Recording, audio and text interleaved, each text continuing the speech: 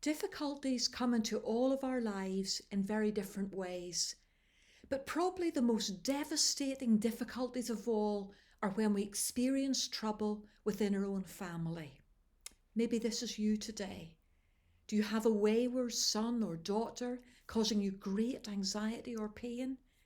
Is your marriage struggling or even falling apart? Is someone you love spreading lies about you? Has someone in the family cut you off? Family troubles are painful and probably the most difficult to deal with because it's impossible not to take it personally.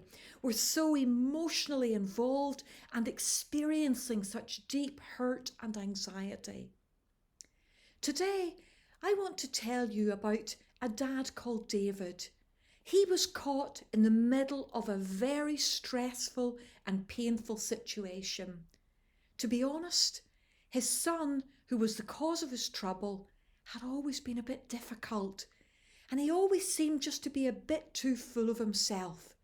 But then things took a real turn for the worse. It reached a crisis point. You can read all about this family trouble and the pain that it caused in 2 Samuel chapters 15 to 19.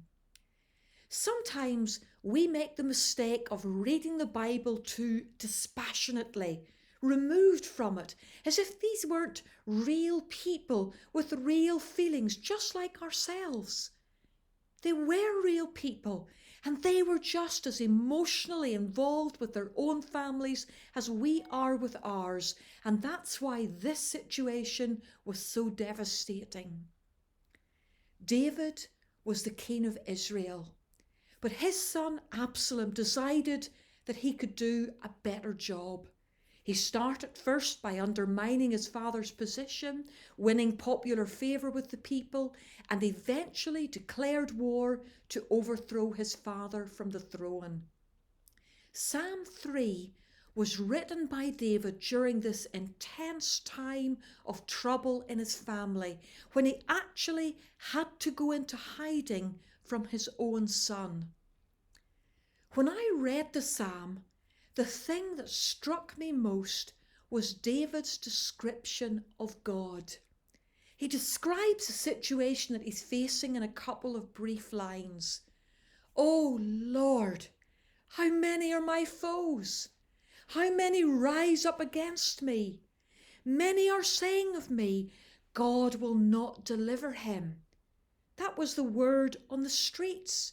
That was the reality he was facing. That was others people's assessment of what the outcome would be. But that's not the end of the story for David. And this is how he describes God. "But you are a shield around me, O Lord." Listen. "But you are a shield around me, O Lord." I know that most of us have never actually had to carry a shield in our lives, but we all have a picture in our minds of what a shield looks like and what it's for. It's to protect us against any weapons that are aimed against us. David was a man accustomed to battle, and he was used to carrying a shield. He knew the value of a shield for protection. He knew that a shield, though, couldn't offer 100% protection. You might hold it in front of your chest and your head was vulnerable, your back was exposed. But notice how David describes God. "You are a shield around me, O Lord." The Lord was offering complete protection to David. At this time, you might be in a family battle. It might be loud and public, or it might be quiet and private.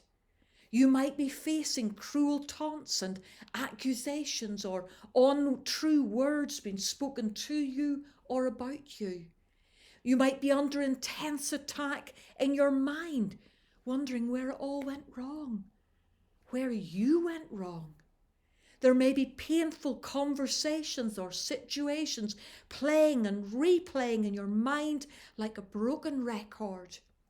Your heart might be breaking today with the pain and the loss of family relationships.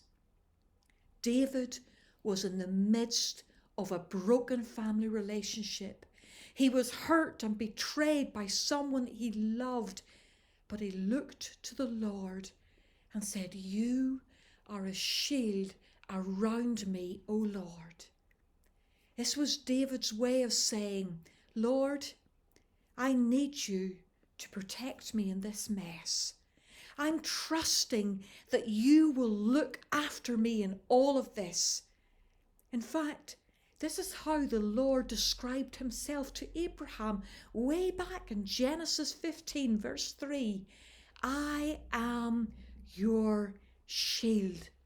And if you look again through the Psalms, you will see this description of God crop up time and time again. What does it mean that the Lord is your shield? Does it mean that trouble will never come to your family, or that family members will never hurt you? No, it doesn't mean that at all. David made this declaration to God and about God because he knew that even in times of family trouble, he still had God's protection. Yes, it would cause sorrow in his heart, but he wouldn't be destroyed by this trouble because God was surrounding him as a shield. God was protecting his heart from bitterness and his mind from hopelessness. I'm going to say that again. The Lord as his shield. God was protecting him and surrounding him. He was protecting his heart from bitterness and his mind from hopelessness.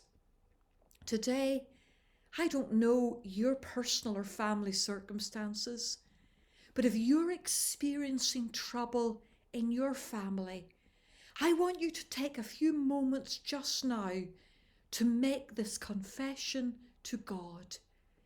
You are a shield around me, O Lord. Throughout this day, when the pain threatens to engulf you, when the hurt wants to lead you down that path of bitterness, when Satan whispers into your mind that it is hopeless, remind yourself again and again that the Lord is a shield around you.